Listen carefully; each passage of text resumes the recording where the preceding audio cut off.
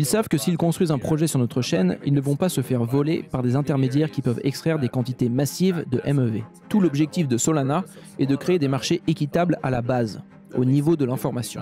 Et il est difficile de composer entre ces différents états locaux. Tout devient beaucoup plus complexe en termes de composabilité. Bonjour à tous et bienvenue sur Money Radar Crypto. Aujourd'hui, nous avons le plaisir de vous présenter une traduction d'extrait d'interview d'Anatoly Yakovenko, le cofondateur et CEO du projet Solana. Dans cette interview, publiée par le podcast Lightspeed en août 2023, Yakovenko présente la vision qui guide la construction de Solana et qui place le projet dans une catégorie à part.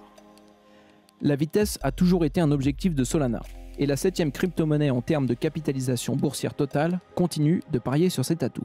Yakovenko mentionne à plusieurs reprises la loi de Moore, qui a été énoncée par le scientifique Gordon E. Moore, qui a postulé en 1965 que la complexité des semi-conducteurs continuerait de doubler tous les ans à coût constant.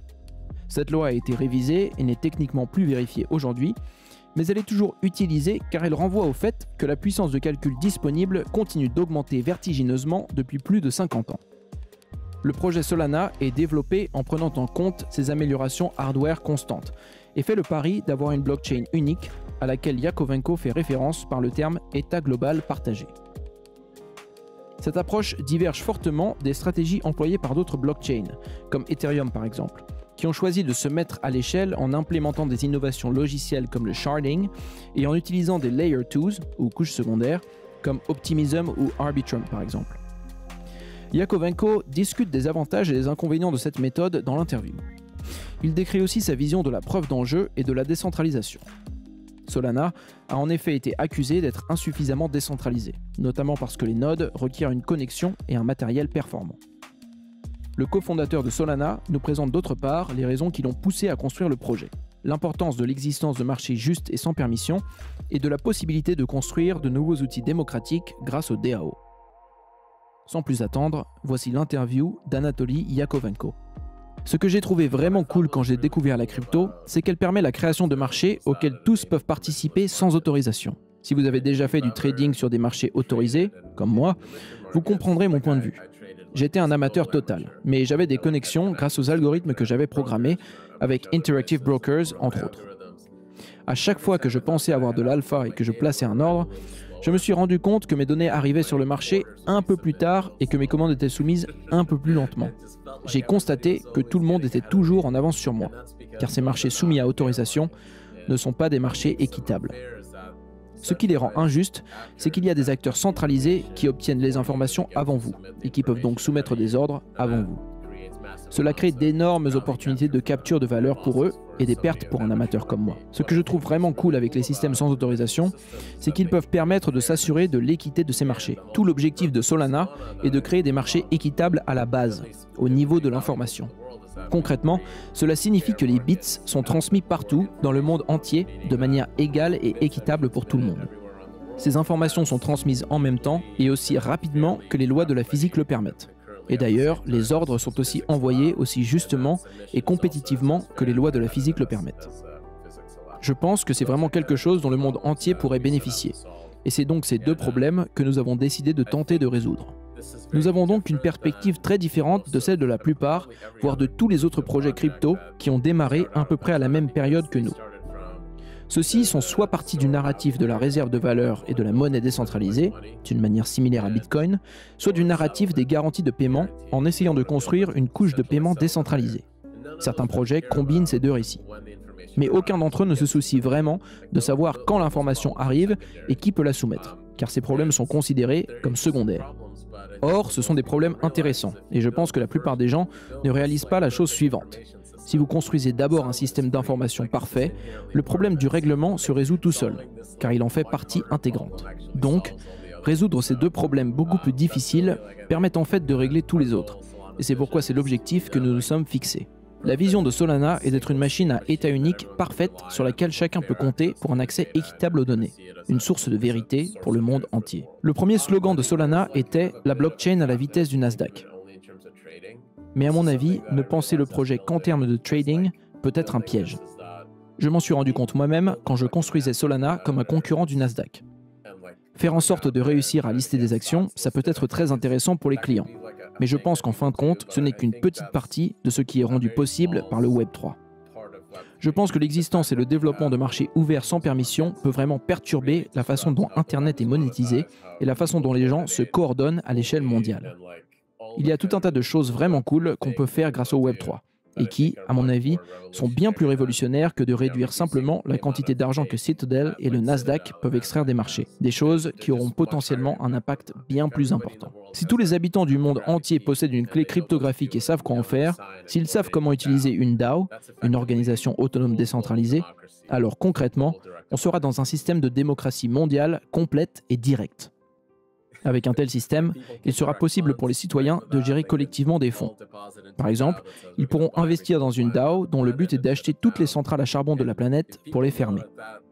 Et si les gens ont confiance dans le fait que s'ils investissent, ça va se produire, ils investiront de petites sommes d'argent qui pourront très rapidement catalyser des changements significatifs qui seront mis en œuvre par l'organisation.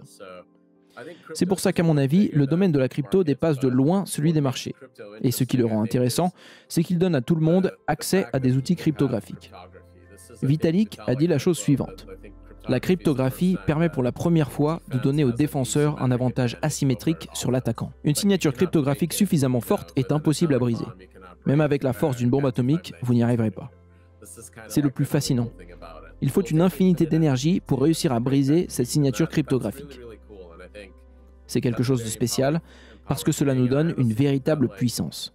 En fait, honnêtement, je pense même que donner la cryptographie aux hommes suffit. Il n'y a rien à faire d'autre. Les réseaux, les blockchains, ainsi de suite, émergeront naturellement suite à cela. C'est en large mesure une question de détail et de mise en œuvre. L'angle que j'ai choisi pour m'attaquer à ce problème de la coordination, c'est le domaine dans lequel je suis le plus compétent, à savoir l'optimisation de la latence, c'est-à-dire permettre aux choses de fonctionner plus rapidement. Je pense qu'une chaîne qui se concentre sur sa capacité à se synchroniser avec l'état global avec le moins de délai possible a une place dans un monde où tout le monde possède des clés cryptographiques et où ils s'en servent sur des blockchains. L'état global partagé élimine les possibilités d'arbitrage permettant une capture parasite de la valeur sur la blockchain. Plus le système devient rapide, avec une latence plus faible, et plus il devient compétitif en termes d'entrée d'informations, plus il deviendra difficile d'exploiter ces possibilités. Nous faisons progressivement disparaître les opportunités d'extraire injustement de la valeur sur le protocole. Et c'est quelque chose qui est important pour les nerds de la finance décentralisée. Je pense que Solana a une communauté DeFi résiliente, qui a été capable de résister à des chocs majeurs en raison de cette vision, que notre communauté comprend. Ils savent que s'ils construisent un projet sur notre chaîne, ils ne vont pas se faire voler par des intermédiaires qui peuvent extraire des quantités massives de MEV. C'est normal qu'ils soient contre ça, car cela nuit aux utilisateurs. Sur Ethereum, certains disent que la MEV est une bonne chose, parce qu'ils pensent que les frais sont une bonne chose. En réalité, ils représentent une valeur qui est soutirée à l'utilisateur. Il n'y a aucune chance que le sénateur Warren ou la SEC autorisent le Nasdaq à prendre des frais à l'échelle de ce que fait Ethereum aujourd'hui. Il se ferait instantanément fermer. Les régulateurs ont créé tout l'encadrement de la finance aux États-Unis justement pour empêcher ce type d'extraction de frais. Je pense donc que pour que les crypto-monnaies soient compétitives, elles doivent être meilleures que les systèmes réglementés existants à tous les égards. Pas seulement meilleures parce qu'elles sont ouvertes et sans permission, mais aussi concrètement, moins chères et plus rapides. Ce n'est qu'à ce moment-là qu'elles pourront commencer à remplacer ces systèmes et à apporter de la valeur au monde. Le protocole est actuellement limité par la bande passante disponible. Dans 2 ans, il y en aura 2 fois plus. Et peut-être aurons-nous besoin de 2 fois plus de cœurs pour le piloter, car il y a 2 fois plus de données à signer et à vérifier cryptographiquement. Tous ces problèmes sont liés à la loi de Moore et se résolvent tout seuls. Ce dont nous devons nous assurer lors de la conception et du développement du projet, c'est qu'il sera toujours possible d'augmenter la bande passante. L'objectif est que si les capacités du réseau atteignent 100 gigasecondes dans 4 ou 5 ans dans chaque centre de données, ce qui est déjà le cas dans un certain nombre d'entre eux, alors Solana pourra fonctionner à 100 gigasecondes. En d'autres termes, nous ne devrions pas être limités par le design du protocole, mais par ses limites matérielles. En construisant de cette façon, on peut obtenir un système élastique et capable d'évoluer en fonction des possibilités maximales du hardware que l'on utilise. Les capacités matérielles doivent être le goulot d'étranglement. Je pense que nous avons fait du très bon travail avec la conception du protocole parce que je vois que les gens de FireDancer, sans avoir eu à faire de modifications de design, affichent un débit beaucoup plus élevé quand ils utilisent la blockchain pour faire des choses simples. Ils démontrent donc vraiment que tous les composants du code peuvent évoluer de manière très élastique avec le matériel. L'idée derrière cette vision est la suivante. Si l'on conçoit notre logiciel de manière à ce qu'il puisse tirer avantage de la spécificité d'un algorithme ou d'un paramètre particulier, les progrès que l'on fait sont insignifiants dans le contexte de l'amélioration exponentielle du matériel. Essayer d'optimiser le système pour gagner un peu de performance à la marge n'est pas la meilleure façon d'utiliser notre temps. Il vaut mieux faire une analyse pour déterminer là où on n'est pas capable de fonctionner correctement avec un certain nombre de cœurs et corriger ce problème. Car dans 2 ans, on aura probablement 2 fois plus de cœurs à disposition et par conséquent, les autres optimisations seront moitié moins importantes. Cette évolution dont nous parlons, c'est la courbe exponentielle sur laquelle se trouve l'humanité. Ma conviction personnelle est que si jamais cette progression s'arrête, nous devrions tous nous mettre à travailler sur Bunker Coin, parce que nous avons atteint la limite de la civilisation humaine et que les choses vont se mettre à empirer rapidement. Mais je suis un optimiste et je ne pense pas qu'on en arrivera là. Personnellement, je pense qu'au contraire, le nombre de cœurs par système et par dollar va continuer à augmenter, car nous ne sommes même pas encore en mesure de les empiler en 3 dimensions. Ceux-ci sont encore sous la forme d'une seule couche et d'un seul processeur, même s'il est vrai qu'il existe des exceptions et que certains téléphones ont de la RAM empilée. Mais nous en sommes encore au balbutiement en termes de potentiel du silicone normal et de là où on peut l'amener. Je ne nie pas du tout que d'autres blockchains bénéficient aussi des améliorations de hardware dont nous parlons.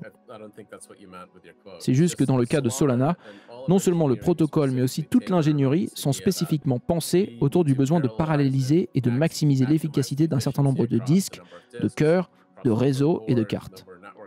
L'objectif est de nous assurer que dans 2 ans, quand le matériel sera à moitié prix, tout le système s'améliore de manière élastique. Si nous parvenons à ce checkpoint, nous en aurons fini avec l'architecture logicielle. Nous pourrons donc nous reposer sur nos lauriers, quoique probablement pas, car il nous restera à travailler sur tous les autres éléments de la couche d'application, ce qui représente une quantité de travail fonctionnellement infinie. Je pense que le parallélisme va être vraiment très difficile à mettre en place pour les systèmes basés sur EVM, la machine virtuelle Ethereum. Compte tenu de la manière dont elle est conçue, il est logique que les Rollup Layer 2s, ou seconde couche, soient la voie à suivre, car elles permettent d'isoler l'état à travers de jetons et de NFT.